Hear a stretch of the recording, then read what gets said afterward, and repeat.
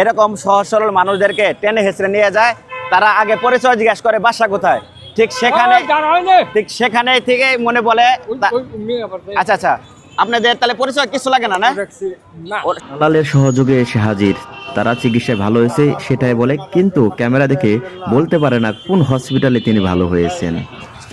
কোথায় বসে, কোন মেডিকেলে? এই যে কি জানি নাম কয়টা রে, কোন কি জানি নাম হতো ভুলে গেলাম গা। আপনি ওই হসপিটাল কি দেখতেছেন না? না আমি যাচ্ছি না, তাহলে আমি আসি, এটা আমার কলিগ। হে কি আপনি টানাটানি করতেছেন তারে? জানে করতেছি না, ভিডিও আছে আমার কাছে, কিন্তু আমার কাছে ভিডিও না। আপনার না? হ্যাঁ। ও আচ্ছা, কি লাগে আপনার? কিছু লাগে?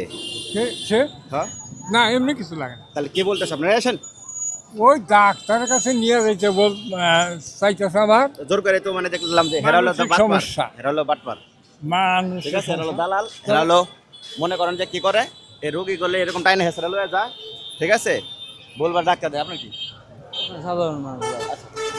আপনার কি হয়েছিল? তার হাতে আপনি চিনেন? হে করলো আপনার নানা লাগে, হে করলো নানা লাগে, না না আপন আপন না না কোনো কিছু না। আপনি মানে আর সে পরিচয় দিতেছে তারে? তো এরকম আপনি চিনছেন? আগে দেখছেন কখনো?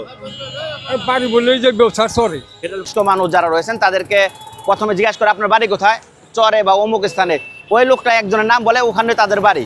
এরকম প্রতারণার মাধ্যমে তারা ইচ্ছা না থাকলেও সেই সকল হসপিটালগুলোতে নিয়ে যাচ্ছে, হয়রানি করা হচ্ছে, অতিরিক্ত অর্থ হাতিয়ে নিচ্ছে। তাদের বিরুদ্ধে ব্যবস্থা নেওয়ার মনে হচ্ছে মানিগঞ্জে কেউ নেই। আমার এই ভিডিওটা দেখে আপনারা সতর্ক হন, রাস্তাঘাটে কেউ ডাক দিলে আপনারা তাদের সাথে চলে হসপিটালে যাবেন না, ঘটতে পারে ভয়ঙ্কর কিছু অভিজ্ঞতা।